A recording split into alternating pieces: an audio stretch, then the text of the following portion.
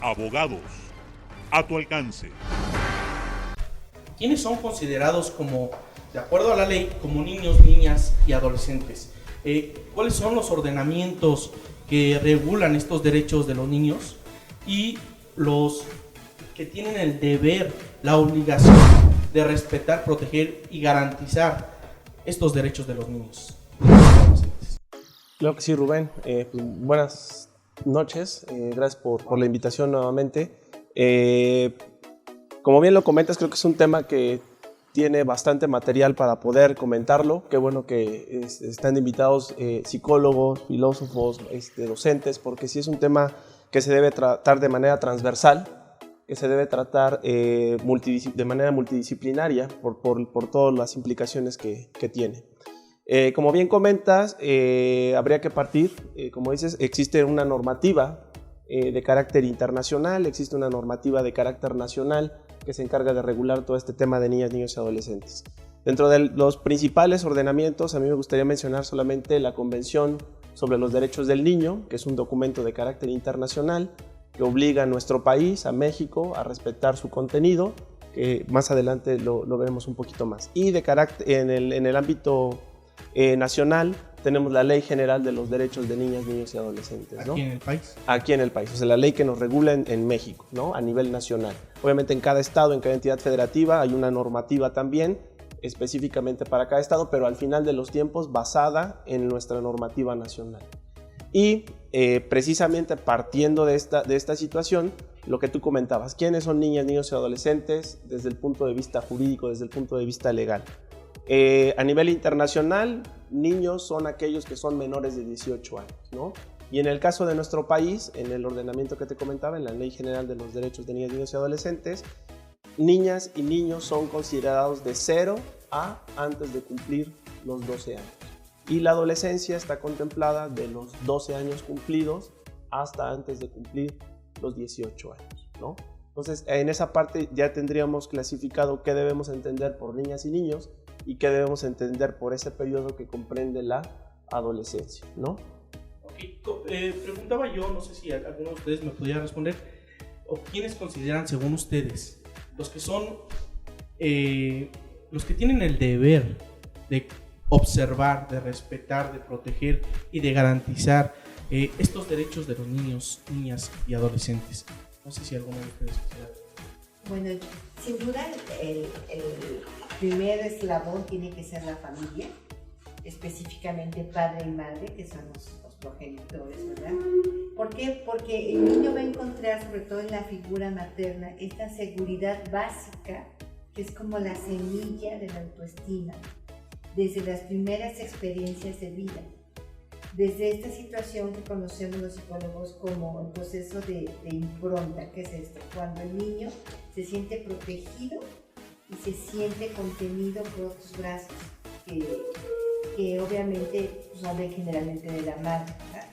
Entonces, esa experiencia de ser protegido, de ser contenido, de ser alimentado, de ser tratado con afecto y cuidado, va a generar en él los primeros semillas de la autoestima y de la seguridad básica personal, que no tan solo va a repercutir en su desarrollo, tanto físico, intelectual y emocional, sino también en todo su desarrollo neurológico, ¿sí? Sabemos que los niños que son criados con amor, con cuidado, con respeto, son niños que van a tener un desarrollo neurológico, de aprendizaje, ¿sí? y emocional más saludable que aquellos que tuvieron algún problema en el cuidado, ¿sí? por algún asunto de negligencia por parte de los padres, etc. ¿sí?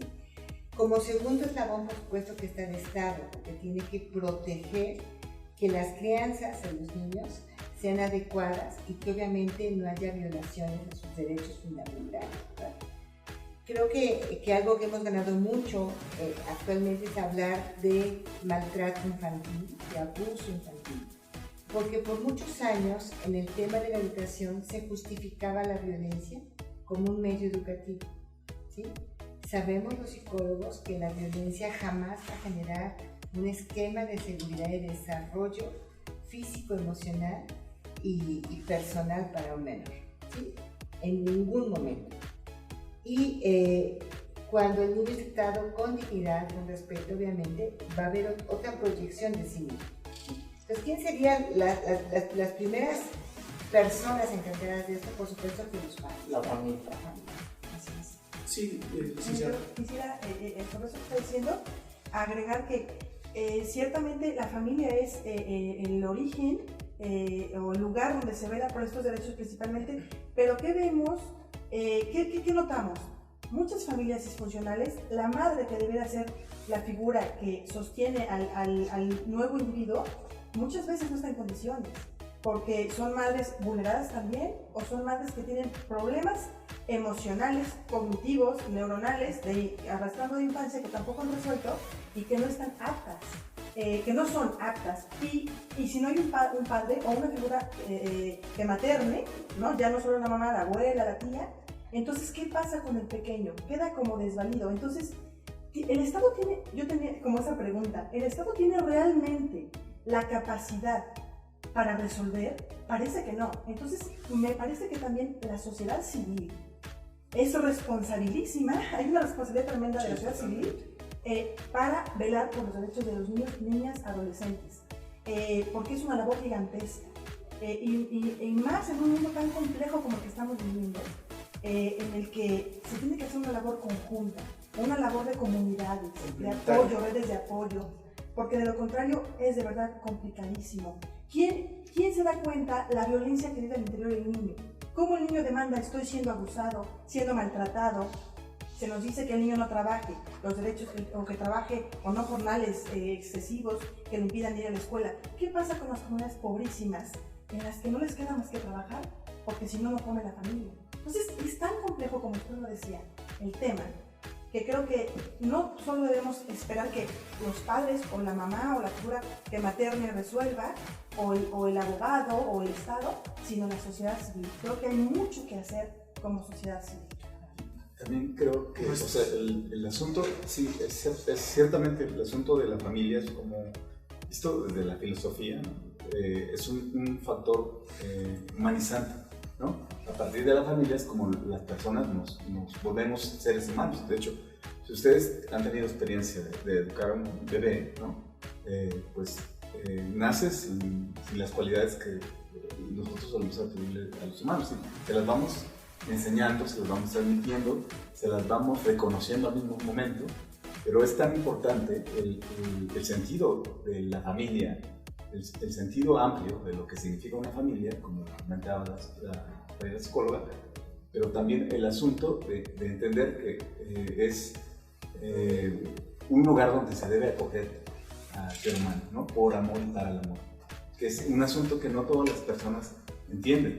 Y tiene mucha razón también Graciela cuando menciona el asunto de la participación de la sociedad, pero también de los individuos, ¿no? Actualmente se da una tendencia muy fuerte hacia no generar familia en las nuevas generaciones, ¿no? En no confiar, por ejemplo, en formar familia para tener un desarrollo humano. Y no quiero decir que todas las personas deban formar una familia necesariamente, ¿no? Pero sí el asunto que también mencionaba Chela, del ser solidario, ¿no? del buscar favorecer o procurar el cuidado de los seres, bueno, en este caso de los niños, que son seres humanos más vulnerables, que están en formación. En ese sentido, sí tenemos un compromiso personal, independientemente si formamos familia o no, o si tenemos, digamos, niños a nuestro cuidado, y también en el sentido social,